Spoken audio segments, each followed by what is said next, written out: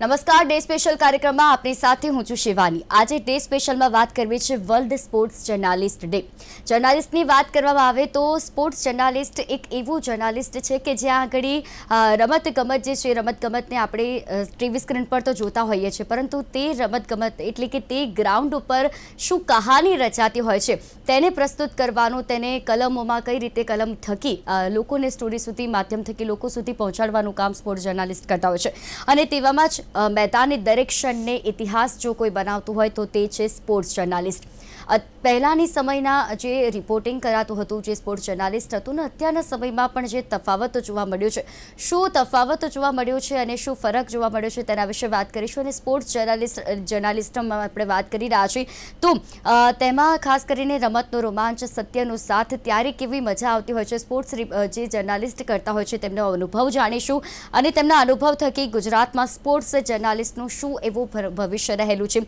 साथे स्पोर्ट्स जर्नालिझममां सौथी मोटो પડકાર કયો છે, કારણ કે જે પણ આપણે વાત કરતા હોઈએ છીએ, જે પણ આપણે ટીવી સ્ક્રીન મારફતે જોતા હોઈએ છીએ, પરંતુ તેના થકી પણ આપણે જે એક પછી એક જે શું અપડેટ સામે આવે છે તે પણ આ સ્પોર્ટ્સ જર્નાલિઝમનો એક ભાગ હોય છે। ત્યારે પણ આપણે દરેક કહાની પાછળ એક પત્રકારની કલમ છુપાયેલી હોય છે। આ દરેક વિશે આપણે વાત કરીશું। તો આપણી સાથે ચર્ચામાં જોડાયા છે અશોક મિસ્ત્રી કે જો સ્પોર્ટ્સ જર્નાલિસ્ટ છે। અશોકજી, આપનું હાર્દિક સ્વાગત છે કાર્યક્રમમાં। સાથે જોડાયા છે નરેન્દ્ર પંચોલી કે જેઓ સ્પોર્ટ્સ જર્નાલિસ્ટ છે, અલી અસગરજી કે જેઓ સ્પોર્ટ્સ જર્નાલિસ્ટ છે। આ બંનેનું પણ હાર્દિક સ્વાગત છે કાર્યક્રમમાં। અશોકજી, જ્યારે સ્પોર્ટ્સ જર્નાલિસ્ટની આજે વાત કરી રહ્યા છે, સૌ પ્રથમ તો આપ ત્રણેયને સ્પોર્ટ્સ જર્નાલિસ્ટ દિવસની ખૂબ ખૂબ શુભકામના, હાર્દિક શુભકામના। Thank you. અશોકજી, જ્યારે સ્પોર્ટ્સ જર્નાલિસ્ટની વાત કરીએ તો તમારાથી વાત કરીએ કે સ્પોર્ટ્સ જર્નાલિઝમમાં આવવાની પ્રેરણા શું હતી? તમારી જે શરૂઆત કરી, પ્રેરણા ક્યાંથી મળી તમને પહેલાં? ક્યાંક ને ક્યાંક નાના હતા ત્યારે નાની નાની રમતો રમતા અને ક્યારેક એવી સારી રીતે રમતા હતા ત્યારે ક્યાંક પેપરની કાપલીની અંદર કોઈક જગ્યાએ નામ અમારું આવે એ પ્રકારના કંઈક પ્રયત્નો થતા હતા। અને ત્યારથી એમ થતું કે આપણું નામ છાપવામાં આવે તો કેવું, અથવા તો આપણે અહીંયા ચમકીએ તો કેવું। એમ કરતાં કરતાં ધીમે ધીમે એક ક્ષેત્રની સાથે સંકળાયો। પહેલાં એક ક્રિકેટર તરીકે, પછી ક્રિકેટ કોમેન્ટેટર તરીકે, પછી દૂરદર્શન અને રેડિયોના માધ્યમથી જોડાયો અને ત્યાર પછી એમ લાગ્યું કે હા, આ ફિલ્ડની અંદર અને તમને જાણીને આશ્ચર્ય થશે કે અત્યારે પણ મારી પાસે જે કલેક્શન છે ન્યૂઝપેપરના કટિંગનું કે જેમાં મારા નામ ભલે એક લીટીમાં આવ્યા હોય છતાંય મેં રાખ્યા છે, તો ભવ્ય યાદોને વર્ષો સુધી સાચવી રાખવાની એક તક મળે, અથવા તો એ તક કોઈ બીજાને આપણે આપીએ। ધારો કે હું એક પત્રકાર તરીકે એનું નામ લખું છું તો એ પર્ટિક્યુલર ખેલાડીનું નામ એ છાપાની અંદર, એ ન્યૂઝપેપરની અંદર વર્ષો સુધી કંડારાયેલું રહે છે અને જ્યારે જ્યારે એની યાદો જોઈએ તો એ ચોક્કસ જોઈએ। તો હું માનું છું કે બહુ જ મહત્ત્વનું સ્થાન રમતગમત ના જે પત્રકારો છે એમનું રહ્યું છે। અને તમે જુઓ જે રીતે એ લોકો લખે છે, જે લેંગ્વેજ એ લોકો ભાષા એ લોકો, આપણને એમ થાય કે હજુ આગળ શું હશે, આગળ શું હશે, તો ઉત્કંઠા બી રહે છે, ક્યાંક ને ક્યાંક પોતાના રેકોર્ડ્સ પણ સચવેલ રહે છે અને કંઈક નવું કરવાની પ્રેરણા આપે છે। એ મારા ખ્યાલથી એક સાચું જર્નાલિઝમ એ આપણને જોવા મળી રહ્યું છે। બિલકુલ। અને ખાસ કરીને જ્યારે એક રમતની દરેક હાર જીત પાછળ એક ખેલાડીનું જેટલું મહત્ત્વ હોય છે તેટલું જ મહત્ત્વ એક સ્પોર્ટ્સ જર્નાલિસ્ટનું હોય છે કે તેઓ દરેક રમતગમતની માહિતી લોકો સુધી પહોંચાડતા હોય છે। નરેન્દ્રજી, જ્યારે સ્પોર્ટ્સ જર્નાલિસ્ટની આજે વાત કરી રહ્યા છે, આજે વર્લ્ડ સ્પોર્ટ્સ જર્નાલિસ્ટ દિવસ પર આપણે સૌ જોડાયા છે, તમારા મતે જ્યારે તમે આના થકી શરૂઆત કરી, સ્પોર્ટ્સ જર્નાલિસ્ટ તરીકે શરૂઆત કરી, ત્યારે કેવો માહોલ હતો તે સમયે જ્યારે તમે સ્પોર્ટ્સ જર્નાલિસ્ટ બનવાનું વિચાર્યું ત્યારે? હું સ્પોર્ટ્સ જર્નાલિસ્ટ બન્યો એ સમયે તો ટીવીનો યુગની શરૂઆત હતી, એટલે જે જર્નાલિઝમ હતું એ બહુ એમ કહો તો પ્રમાણમાં ઘણું મુશ્કેલ હતું, સરળ પણ હતું। સરળ એટલે હતું કે ત્યારે પત્રકારોનું એટલું મહત્વ હતું કે અમે મેદાન પર જઈએ તો અમને માહિતી મળી રહેતી હતી બહુ સરળતાથી। હવે માહિતી આંગળીના ટેરવે મળી રહેશે, તમે નેટ પર કે તમે ગમે ત્યાં તમને માહિતી મળી રહે, ટીવી પર માહિતી મળી, વેબસાઇટ પર મળી રહે। નરેન્દ્રજી, આપનો વિડિયો કેમેરો ઓન કરજો। વિડિયો કેમેરો છે જી। તો માહિતી મળી રહેશે, પણ હવે તમને ઓન ધ સ્પોટ ત્યાં જઈએ ત્યારે ત્યાં કવરેજ કરવું હવે વધારે મુશ્કેલ બની ગયું છે। પહેલા હતું, પહેલા બીજા પડકારો હતા, એની સામે હવે બીજા પડકારો વધી ગયા છે, પણ છતાં હવે અમે કરી લઈએ છીએ। તો એ સમયે તો ત્યાં તમે જાઓ એટલે તમે ખેલાડીઓને છૂટથી મળી શકો, ખેલાડીઓ તમારી સાથે વાત કરે, અને બહુ આસાનીથી બધું થઈ શકતું હતું. પણ હવે એટલું પ્રોફેશનલિઝમ થઈ ગયું છે કે ખેલાડીઓ હોય કે વહીવટ જે કરતા હોય એ લોકો પણ તમને પૂરતી જે માહિતી જોઈએ એ આપી શકતા નથી. એમની પણ કંઈક મર્યાદા હોય છે, એ લોકોને પણ સમસ્યા હોય છે, એટલે નથી આપી શકતા. પણ છતાં અમે અમારા પ્રયાસો કરીને અમે મેળવી લેતા હોઈએ છીએ. પણ છતાં અત્યારે ભવિષ્ય ઘણું ઉજળું છે સ્પોર્ટ્સનું. સ્પોર્ટ્સ જર્નાલિઝમનું પણ એટલું જ ઉજળું છે. સ્પોર્ટ્સ જર્નાલિઝમ લાગે છે એટલું સરળ નથી. આજ માત્ર ક્રિકેટ પૂરતું સ્પોર્ટ્સ જર્નાલિઝમ નથી. સ્પોર્ટ્સ જર્નાલિઝમમાં તમામ ગેમ ને તમારે આવરી લેવી પડે. આજે ફૂટબોલ વર્લ્ડ કપ ચાલી રહ્યો છે, બરોબર, તો એના માટે ગુજરાત માટે તો ગર્વની વાત છે. ગુજરાતમાં ઘણી બધી ઇવેન્ટો હવે થઈ રહી છે, અને ઇન્ટરનેશનલ ઇવેન્ટો થઈ રહી છે. ત્યારે હવે પત્રકારો માટેના પડકારો પણ વધી ગયા છે. જોઈએ છે હવે આગળ શું થાય છે. ઘણું બધું બિલકુલ. કોર્ડિનેશન બધા કરી રહ્યા છે. જોઈએ હવે શું થાય છે. ચોક્કસ અને આજના જે અત્યારે સમય બદલાવ છે, ટેકનોલોજીનો યુગ છે, અને પહેલા કહેવાતું હતું કે સ્પોર્ટ્સ જર્નાલિસ્ટ ફક્ત ને ફક્ત અખબારો પૂરતા સીમિત હતા, પરંતુ હવે તો વેબસાઇટ ક્રિએટ કરવામાં આવે છે, સોશિયલ મીડિયા ઉપર સ્પોર્ટ્સ જર્નાલિઝમ જોવા મળતું હોય છે, એટલે વ્યાપ તેનો વધ્યો છે, અને એટલા જ લોકો સુધી પણ એટલે જ અત્યારે જે વધી રહી છે તેનો વ્યાપ, તેની માહિતી પહોંચી રહી છે. અલીજી, જ્યારે તમારી વાત કરવામાં આવે તો તમે કેવી રીતે શરૂઆત કરી અને શા માટે આજે તમે આ કારકિર્દી પસંદ કરી, એક સ્પોર્ટ્સ જર્નાલિસ્ટ બનવું તમને અત્યારે કેવો અનુભવ કરાવી રહ્યું છે? મને હા, અલી જી અલીજી.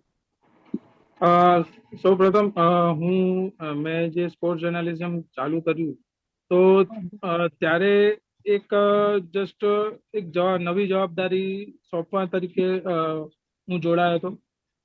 સ્પોર્ટ્સમાં ખાસ ઘણો ઇન્ટરેસ્ટ હતો મને, અને એના કારણે જ આ શોખ મારો જે છે એ મને આ ફિલ્ડમાં સતત આગળ વધવા માટે પ્રેરિત કરતું રહ્યું. ઘણા ગ્રાસરૂટ ઉપર જે પાયાના સ્તર ઉપર જે ખેલાડીઓથી લઈને આંતરરાષ્ટ્રીય સ્તરે જે મોટી સિદ્ધિઓ પ્રાપ્ત કરી ચૂકેલા ખેલાડીઓ હોય, એમની જે કહાણી જાણવા મળે એ તમને સતત પ્રેરણા આપતી રહે કે ભાઈ જીવનમાં કઈ રીતે સતત નવી જવાબદારીઓ મળે ત્યારે એને કઈ રીતે આગળ વધવું અને એને કઈ રીતે એનો લાભ ઉઠાવવો. એટલે એ સતત તમને એ ખેલાડીઓની સ્ટોરી સૌથી વધુ પ્રેરિત કરતી હોય છે. બિલકુલ. અશોકજી, જ્યારે સ્પોર્ટ્સ જર્નાલિઝમની વાત કરીએ તો સૌથી યાદગાર કવરેજ તમારા માટે કયું હતું? ઘણા બધા એવા કિસ્સા બનતા હોય છે, રોજે રોજ કંઈક ને કંઈક નવું આપણા જીવનમાં બનતું હોય છે. એ જ પ્રમાણે દૂરદર્શન માટે જ્યારે હું ભરૂચ ખાતે કવરેજ માટે ગયો હતો, ત્યારનો અનુભવ એવા હતા કે ભાઈ હું એક ટેબલ ટેનિસનો ખેલાડી પણ હતો, એટલે હું જ્યારે ઇન્ટરેક્ટ કરતો હતો તો મને બહુ ઇઝીલી હું ઇન્ટરેક્ટ કરી શકતો હતો. અને જ્યારે એ પતિ પૂર્ણ થયો આખો કાર્યક્રમ, ત્યારે એના જે ચેતન બબ્બુર કરીને ખેલાડી હતો, એણે મને એકલામાં પૂછ્યું કે અશોકભાઈ આપ टेबल टेनिस खेलते हैं क्या, क्योंकि आपके क्वेश्चन जो थे वो बिल्कुल रिलेटेड थे. તો ઘણીવાર આવું બનતું હોય છે કે આપણે રમતા બી હોઈએ, એને જાણતા બી હોઈએ, અને એના જ્યારે રિલેવન્ટ સવાલો, ઘણીવાર એવું હોય કે આપણે રમત ના જાણતા હોય છતાંય આપણે રિલેવન્ટ સવાલો કરવા પડે. એવું બી બને કે દરેક રમત આપણે રમતા નથી. તો એક વસ્તુ છે કે અભિવ્યક્તિ જ્યાં કરવાની હોય, તમે કેટલું સમજો અને એના ઉપરથી તમે કેટલી સારી અભિવ્યક્તિ કરીને પૂછી શકો. I think that is the. આ જે અમારા મિત્ર નરેન્દ્રભાઈ છે, અલી છે, દે આર રાઇટિંગ ટ્રેમેન્ડસ. એ લોકોનું જે લખાણ છે તમે જુઓ તો અદ્ભુત છે. આઈ મીન તમને એમ થાય કે કોઈ એક જ ઘટના ઘટી છે, એક ગોલ થયો છે, પણ એ ગોલને કઈ રીતે ડિસ્ક્રાઇબ કરવાનો, તો I think they will right one page on that. Heads of. તો હું ક્યાંક ને ક્યાંક એ વસ્તુ કહેવા માગીશ કે તમારી ગમતી રમત અને એનો જ્યારે તમે ઇન્ટરવ્યૂ અથવા તો એવા કોઈ ખેલાડી સાથે તમે વાત કરતા, કારણ કે પહેલાં જેમ હમણાં નરેન્દ્રભાઈએ કીધું કે પહેલાં તો ખેલાડીઓને મળતા હતા, તો 1983માં જ્યારે ભારતની ટીમ જીતીને આવી તો કપિલ દેવ, મદનલાલ, આખી ટીમ સાથે હું હતો. એક ચેરિટી મેચમાં કોમેન્ટ્રી કરવાની હતી મારે, તો વી ઓલ વેર ધેર. અને તે વખતે એટલું તકલીફ નહોતી અમને મળવાની કે વાત કરવાની. હવે તો ખેર એટલી બધી મુશ્કેલી પડે છે કે નો ડાઉટ કે તમે પ્રેસ કોન્ફરન્સમાં તમારી સામે વિરાટ કોહલી બેઠા હોય, પણ તમે એને એમ ના કહી શકો કે મારી સાથે એક ફોટો પાડ કે અથવા તો મને તું બાઇટ આપ.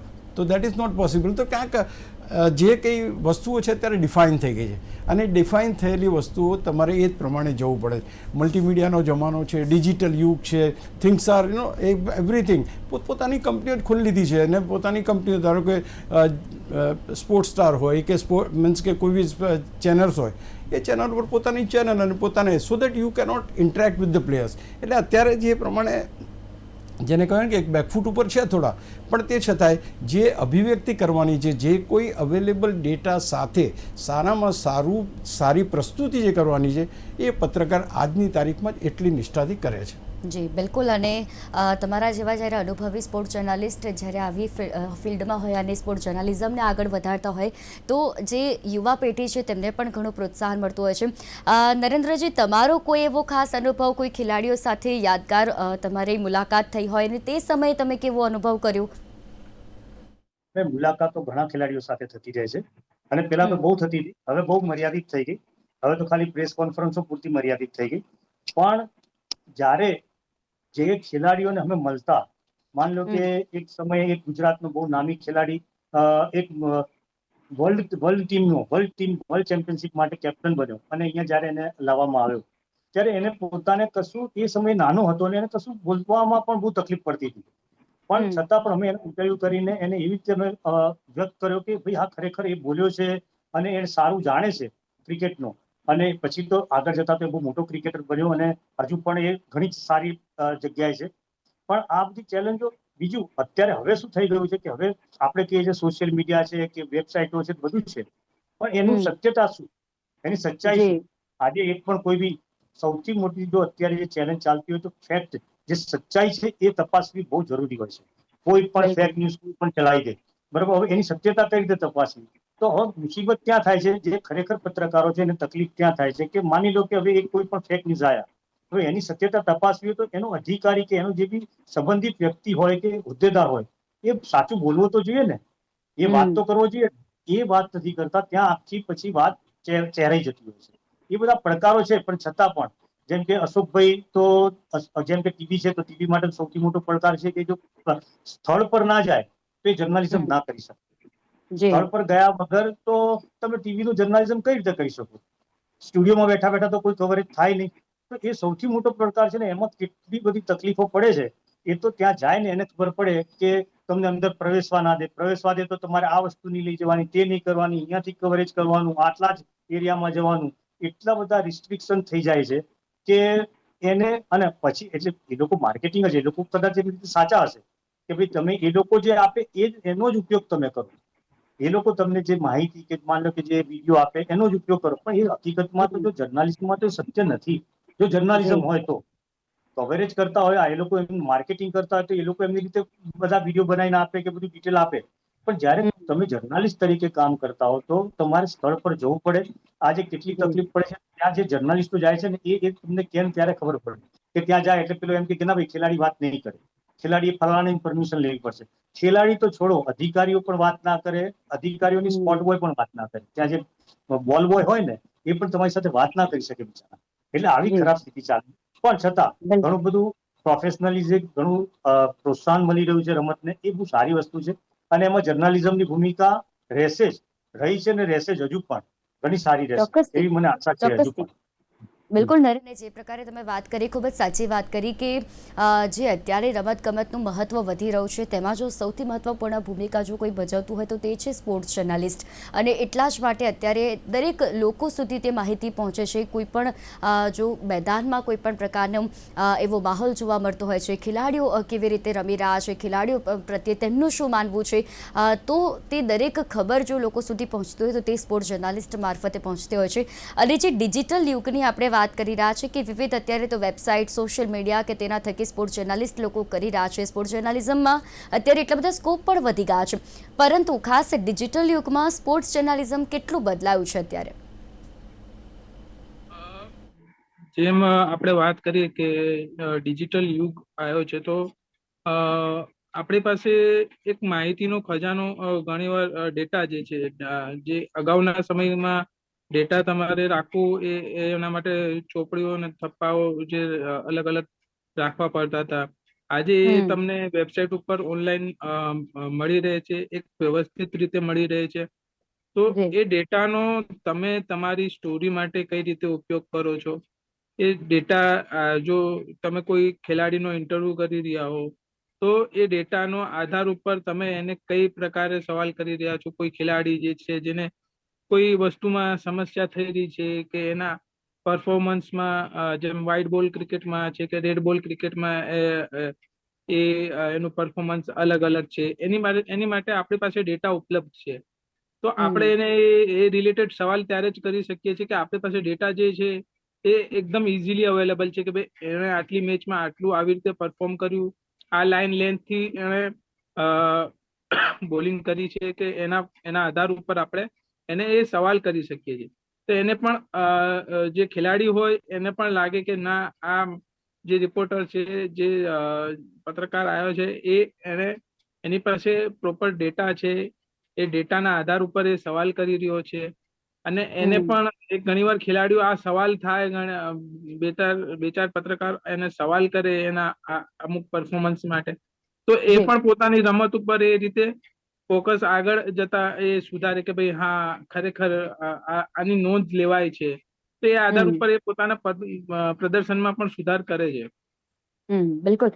અશોકજી, જેમ અલીજીએ વાત કરી કે અત્યારના ડિજિટલ યુગમાં શું અત્યારે ફરક આવ્યો છે ને, પરંતુ તમારો જે અનુભવ છે કે પહેલાંના જે રિપોર્ટિંગ કરવામાં આવતું હતું, કે જે કવરેજ કરવામાં આવતું હતું અને અત્યારનું જે કવરેજ કરવામાં આવે છે, શું તફાવત જોવા મળ્યો છે? શું ફરક મોટો આવ્યો છે કે જેને કારણે અત્યારે તો ભલે આપણે ડિજિટલ યુગમાં જીવી રહ્યા છે, ટેકનોલોજીનો ઉપયોગ કરી રહ્યા છે, પરંતુ પહેલાંના સમયમાં જે રિપોર્ટિંગ કરવામાં આવતું હતું તેનો અનુભવ કેવો હતો ને અત્યારના સમયના વિશે શું કહેશો?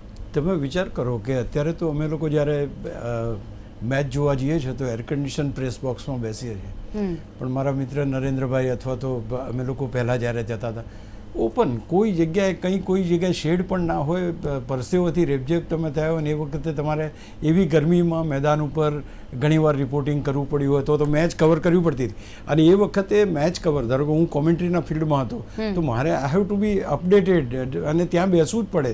તમારી કોમેન્ટ્રી ચાલે છે કે તમારો પાર્ટનર કોમેન્ટ્રી કરે છે, યુ આર ઓલવેઝ ધેર. એટલે પળની વસ્તુ સાથે કનેક્ટ રહેવું પડતું હતું. અત્યારે તો ફિફાનો વર્લ્ડ કપ ક્યાં ચાલે છે આપણે જાણીએ છીએ, અમેરિકામાં ચાલે છે, કોમેન્ટ્રી એની મુંબઈમાં થઈ શકે છે. તો આ જે શક્યતાઓ છે એ શક્યતાઓ એ જમાનામાં નહોતી અને એના કારણે પડકારો ઘણા હતા કે 5 દિવસ તમારે મેદાન ઉપર રહેવાનું છે અને સાંજે એનો રિપોર્ટ કરીને તમારે મોકલવાનો છે. તો બહુ જ મોટી વાત હતી. તમારું જમવાનું કોઈ ઠેકાણું નહીં, ટાઈમિંગના તમારા ઠેકાણા ના હોય, તો એ વખતે જે દોડાદોડી કરવી પડતી હતી અથવા તો ખેલાડી પાછળ દોડવું પડતું હતું એ ઘણું હતું. અને અલીએ બહુ સાચું કીધું કે અત્યારે તમારી પાસે અવેલેબલ છે, ઇન્ફોર્મેશન્સ અવેલેબલ. એટલે એક વસ્તુની ચોક્કસ ખાતરી છે કે ખેલાડી મળે કે ના મળે પણ એની ઇન્ફોર્મેશન તમારી પાસે છે. તમે તમારા શબ્દોમાં કઈ રીતે એને મટારો છો એ મટારી શકો જો તમારી પાસે પહેલાંનો યુગ અને ડિજિટલ યુગની સાથે થોડુંક સંકલન સાધવાની જરૂર છે. એ જો કરો તો તમે કદાચ આ યુગમાં, હા, આ વખતે અત્યારે રિપોર્ટિંગ ઇઝી થયું છે, અમારા વખતમાં નહોતું. અહીંયા બેઠા બેઠા હું ફિફાની વર્લ્ડ કપની મેચની કોમેન્ટ્રી કરી શકું છું, મારે ફિલ્ડ ઉપર જવાની જરૂર નથી. તો આ ડિજિટલાઇઝેશન થઈ ગયું, આ સવલત થઈ ગઈ અને એટલા માટે તમને વર્લ્ડ ક્લાસ ખેલાડીઓ તમને ઓનલાઈન જોવા મળે છે, વર્લ્ડ ક્લાસ કોમેન્ટેટર્સ તમને ઓનલાઈન જોવા મળે છે, because you need not go there. તો આ વસ્તુ જે છે એ બહુ અગત્યની બની છે અને અત્યારે કામ સરળ બન્યું છે. પણ એક્સચેન્જ તમે કોની સાથે સંકળાયેલા છો એના ઉપર આધાર છે. કારણ કે અત્યારે જે બન્યું છે બધી અલગ અલગ એજન્સી જ બની ગઈ છે, પોતપોતાનું એ કરે, પોતાની પાસે ડેટા છે તો those datas are being sold in the market. પણ તે છતાંય ઓવરઓલ ઇન્ફોર્મેશન અવેલેબલ છે, રિસોર્સિસ આર અવેલેબલ. અને હું માનું છું કે એક પત્રકાર માટે એક સારામાં સારી સવલત થઈ છે કે આજે મને કોઈ કહે કે તમારે આના વિશે 25 પાના લખવાના, તો હું અહીં બેસીને પણ લખી શકું, એ સવલત ચોક્કસ થઈ છે. બિલકુલ. નરેન્દ્રજી, જ્યારે સ્પોર્ટ્સ જર્નાલિસ્ટની વાત કરીએ તો એ હોવા માટે સૌથી જરૂરી ગુણ કયો છે? સૌથી મોટો ગુણ જોઈએ તો એના પ્રત્યેની લગાવતા, કે તમને એના પ્રત્યે કેટલો લગાવ છે, તમે એના પ્રત્યે કેટલા ડેડિકેટ છો, એનું જ મહત્વ છે. જર્નાલિસ્ટ બનવા માટે અભ્યાસ કરવો, સૌથી મહત્વની વસ્તુ છે ફિલ્ડ પર જવું, કે જે આજના યુગમાં જર્નાલિઝમ એમ જુઓ તો પરોક્ષ રીતે બહુ સરળ થઈ ગયું છે. કે મારે જેમ અશોકભાઈ હમણાં કીધું, ફિલ્ડ પર ના જવું ને તો તમે મને કહો અત્યારે ફિફા વર્લ્ડ કપ આખા તમામ છાપાઓથી માંડીને બધા કવર કરે છે, ત્યાં હાજરી કેટલાની છે, ત્યાં કેટલા માધ્યમો છે? વિશ્વભરના માધ્યમો હશે પણ આપણા આખા હિન્દુસ્તાનના છાપા, ગુજરાતના છાપા એક રજની માહિતી આપે છે. ક્યાંથી આપે છે? તો એ માહિતી હવે બહુ સરળ થઈ ગઈ, પણ છતાં પડકાર એ છે કે જે ખરેખર માહિતી જોઈએ. હમણાં નાનકડી વાત કરીએ આપણે કે અત્યારે ભારતની સિરીઝ ચાલે છે, હમણાં ઇંગ્લેન્ડ સામે ચાલે છે, આયર્લેન્ડ સામે હમણાં ક્રિકેટની સિરીઝ પૂરી થઈ, બરોબર? આપણે આ 2 મેચ હારી ગયા, પણ એમાં શું થયું? ભાઈ પ્રિયાંક પેલા રઘુવંશીને લઈ ગયા છે વૈભવને ત્યાં, તો એને કેમ ના રમાડ્યો? હકીકતમાં એની સચ્ચાઈ ત્યાં કોઈ એવું કોઈ જર્નાલિસ્ટ હોય કે જે તમને કંઈક આપે માહિતી. મેનેજમેન્ટ નથી આપી કે મેનેજમેન્ટ પરફેક્ટ 100% કાંઈ એને સાચી માહિતી આપવી જોઈએ મેનેજમેન્ટે, પણ મેનેજમેન્ટ હજુ સુધી પણ એવી કોઈ ચોક્કસ માહિતી નથી આપી કે ફલાણા કારણસર એને નથી રમાડતા. આ કોઈ એવી માહિતી નથી કે વિશ્વકપની ટીમને લઈને ચકાસવું, એ બધી એ વાતો કોઈને ગળે નથી ઉતરતી. એટલે તમે જો અત્યારે સોશિયલ મીડિયા તમારું મોટા ભાગે વૈભવ સૂર્યવંશીને કેમ નથી રમાડવામાં આવતો એની પર જ ચર્ચા કરતું રહે છે. એટલે આ સોશિયલ મીડિયાના ફાયદા છે તો એના ગેરફાયદા એવા છે કે બિનજરૂરી ચર્ચાઓ વેગ પકડે છે, અને જે ખરેખર સચ્ચાઈ છે તે સામે નથી આવી શકતી. તો આનો તાલમેલ સાધવા માટે પત્રકાર એક એવું માધ્યમ છે કે જે ખરેખર આ બધી વસ્તુ વેરીફાઈ કરી શકે એમ છે, પણ એને પણ અમુક થોડાક પાવર કે થોડાક એને સોર્સિસ એવા મળવા જોઈએ કે ભાઈ એની સાથે કોઈ વાત કરે.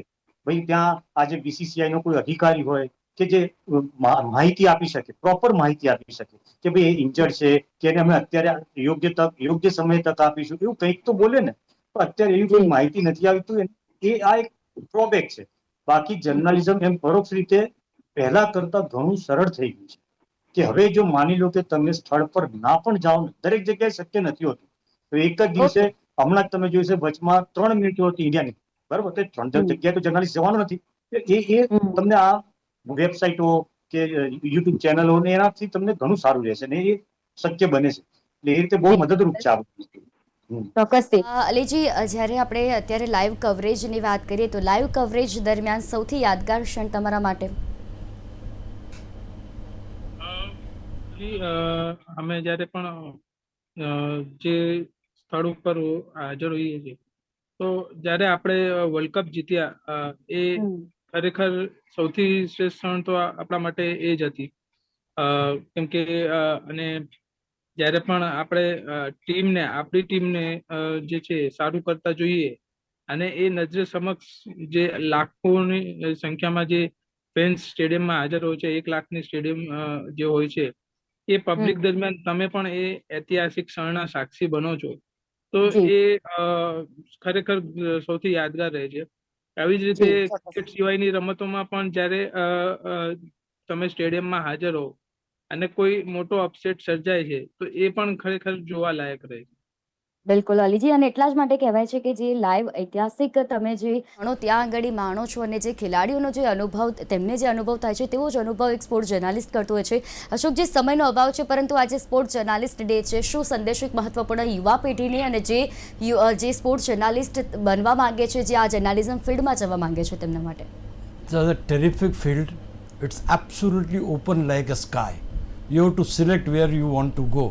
હવે traditional journalism that is number 1, પણ ત્યાર પછી એની સાથે સંકળાયેલી ઘણી બધી એવા તમારી પાસે એવન્યુઝ ખુલ્યા છે કે જ્યાં તમે તમારી ખરેખર જો તમને રસ છે કોઈ રમતમાં અથવા તો રમતગમતમાં રસ છે તો you can definitely do the things much better. તમે જોયું હશે કેવી રીતે એન્કર્સ એ કરે છે, કેવી રીતે કોમેન્ટેટર્સની જરૂર પડે છે, કેવી રીતના કવરેજ કરવા માટે લોકોની ડિજિટલ અને મીડિયા મલ્ટીમીડિયા યુગ તમારી પાસે છે, એના તમે કેટલા એક્સપર્ટ છો. I think sky is the limit. એટલે પહેલાં કરતાં એક તો વસ્તુ ચોક્કસ કહીશ કે અત્યારે પહેલાં 1 તક હતી, અત્યારે 1000 તક છે.